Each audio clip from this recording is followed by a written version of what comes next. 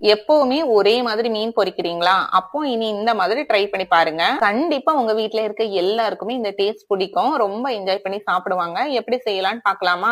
இந்த மாதிரி ஒரு அகலமான தோசைக்கல்ல தேவையான அளவு ஆயில் ஊத்திக்கோங்க. 7ல இருந்து 8 சின்ன வெங்காயத்தை இதே மாதிரி நல்லா இடிச்சு எடுத்துக்கலாம். அதை அந்த ஆயிலே போட்டுருங்க. இதே மாதிரி ஒரு 6, 7 பல் பூண்டையும் இடிச்சு எடுத்துக்கோங்க. அதையும் இது கூடவே சேர்த்துக்கோங்க. இது கூடவே 3 ஸ்பூன் மிளகாய் தூள், 1/2 ஸ்பூன் பெப்பர் பவுடர், 1/4 டீஸ்பூன் மஞ்சள் தூள் போட்டு நல்லா இந்த எண்ணெயிலே பிரட்டி விடுங்க.